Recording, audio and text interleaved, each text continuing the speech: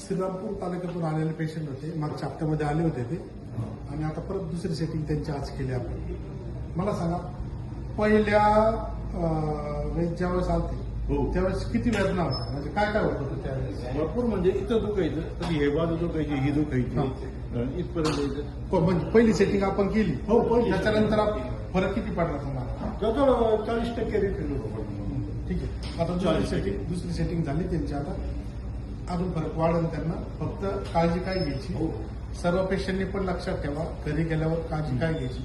कमरेपासून जे खालचे दुखणे आहेत त्या लोकांनी जास्त प्रवास करायचा नाही. का करायचा नाही, तर आपली गाडी स्पीड ब्रेकरवर किंवा एखाद्या खड्ड्यामध्ये आदळून आपल्या कमरेला झटका बसून हा त्रास परत चालू होतो. त्याच्यामुळे हे पण करायचं नाही. त्याच्यानंतर तुम्ही जास्त मांडी घालून बसायचं नाहीये, कारण कमरेला परत ट्रेस पडतो. ट्रेस पडल्यानंतर मणक्याची स्थिती बिघडते. मणक्याची स्थिती बिघडल्यानंतर पायाला वेदना परत चालू होतात.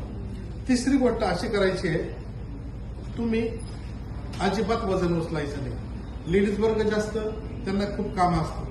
त्यांना धुणं आहे, काहीतरी उचलणं आहे, किंवा शेतकरी वर्ग असतो, गायचं शेण काढणं आहे, गायला पाणी पाजणं आहे, बादली वगैरे अशा ज्या वस्तू अवजड त्या उचलू नका. चांगल्या प्रकारे रिलीफ भेटतो. ट्रीटमेंटबद्दल समाधानी आहात का? एकदम समाधानी आहे. ठीक आहे, चला, धन्यवाद. धन्यवाद.